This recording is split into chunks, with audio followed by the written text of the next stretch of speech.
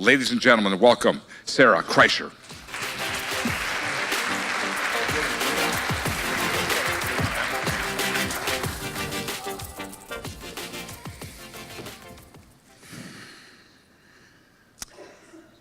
I'm always fascinated when I hear someone say, "Oh, I could get in front of the crowd. I have no problem talking to people." I hear that rarely, but I am interested in knowing who out here is one of those people.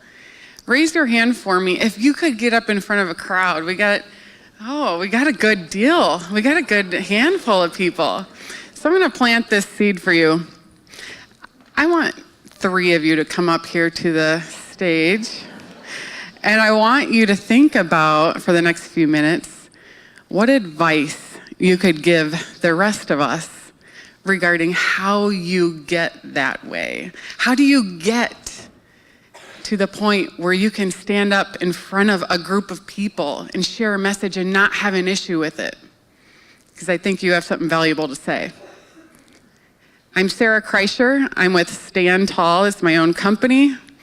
The reason why I call my company Stand Tall is twofold. You might be able to guess the first reason why. I'm 6'1". And for most of my young life, I didn't embrace that. It was not too much of an issue, but I spent a lot of my life trying to shrink, hide, stay in the back of the room. And at some point in life, I think you just have to own it. Whatever it is you're having struggles with, at some point you have to say, okay, how am I going to embrace this and what do I need to do with it? And so I teach leaders to lead at the front of the room with confidence. And I say leaders because I truly think that if you're up at the front of the room, you're a leader. You have to come up with a specific viewpoint that you can share. You have to come up with a message. You have to be able to get out in front of the crowd and share something. And I know not all of you are interested in taking the stage. I actually heard a couple at some tables I was sitting at saying, "There's no way in hell I'm going to get up to the front of the room on the stage and do some speaking." And I'm like, that's fine. Not everybody has to. No, in fact, a lot of people, this isn't their desire. But you know what I have found is that when I work with companies, there are people every day tasked with having to get up in front of their department and having to share the project that they've been working on for the past 3 months and where they're at now with it and where they're headed, and they're scared to death. And it's a very real feeling. It's this emotion that just pulls in and takes over your body. Now, I understand that because I used to be scared to death of speaking in front of groups of people. And this is part of the reason why I do this work. I want it to be accessible to everyone. Not because you'll be on stage, but because you have something to say. You have a viewpoint, you have a message. At some point, you will be asked to speak. You will be asked to stand up and tell us what you think about that. And I want you to be ready. I want it to be accessible to you. I want you to raise your hand and say, yes, I will get up and I will share. So I'm going to share with you 3 commonly held beliefs that I hear all the time. And I want to share a new perspective. Hopefully one of them you'll find, maybe all 3, that they're perspectives that you could latch on to. The first commonly held belief I feel people have in their mind that keeps them from coming up here is a lot of times I'm an introvert. How many of you are introverts, self-proclaimed introverts out there? Yeah, we have a good amount.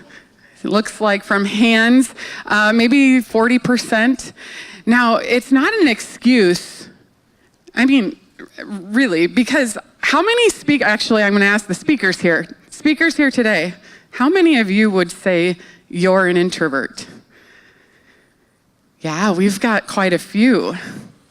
I have seen some of the most amazing speakers get up here self-proclaimed introverts and do a fantastic job. And I think the reason is that they find time and they enjoy the process of preparing. They like research, they like learning, they like reading, and they do all the things that they need to do to prepare to get up here. And extroverts, well, you'll figure it all out along the way. No, I pick on extroverts, but actually, extroverts can do the work to prepare. It's important when you're up here.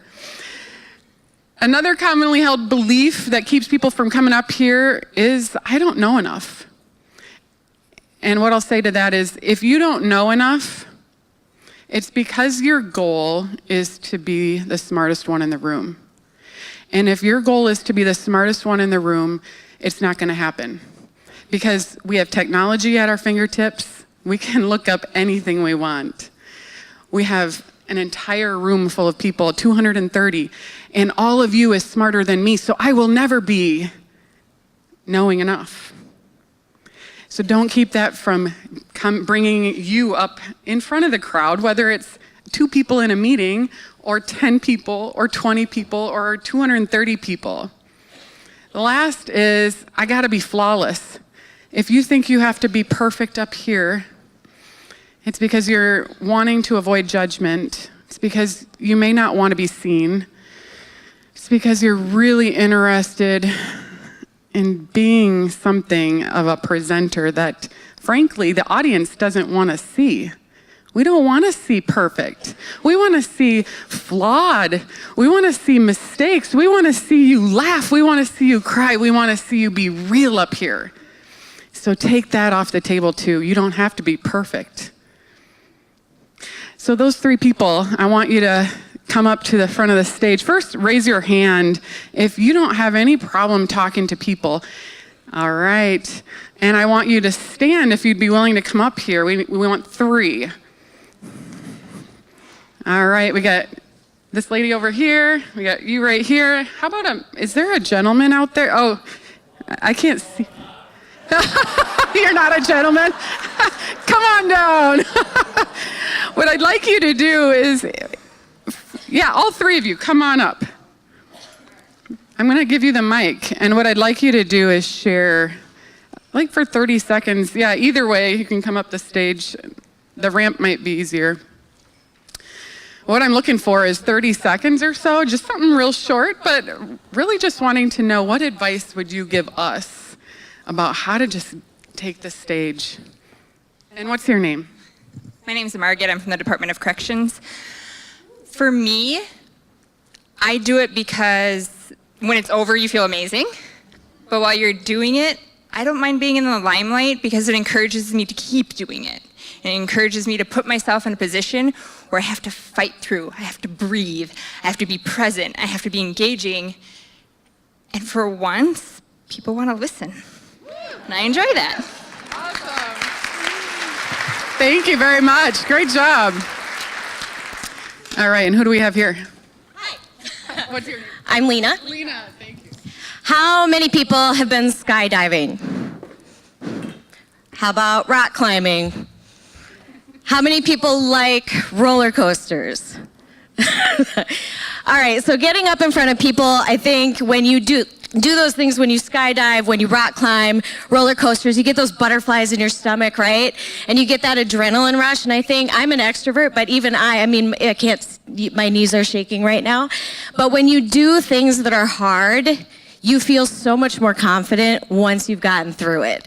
And so for me, it's part of just the thrill of sharing a message, but it's also that feeling of accomplishment after you've done it, that like, yeah, that was really hard and I was nervous, but I did it. Thank you. Great job. All right, here we go. Hi, I'm Stu, and by the way, I'm also going to be stealing some of Kelsey's material. That was good stuff. I was a class clown growing up, and I was always told to act my age, even though I was 8 years old, and I thought I was acting 8 years old, and I find out when I'm 63, I'm still acting that way. So I think the best advice is what Matt said, is don't act your age and don't grow up. I like having an audience. 4 years ago, I was in the hospital for about a month, how I ended up like this, and I think the second day I had a bunch of people over there, and I had the best time of my life. I was so loaded up in happy juice. I don't know what I said, but I know I sure was funny, and I like having an audience. All right, thank you. All right, we'll see you soon. Thank you so much for coming up on stage and sharing some advice with us. I want this accessible to every single one of you, and so my programs will do that. We'll keep you thinking about things differently, and we'll be having fun. Appreciate your time today.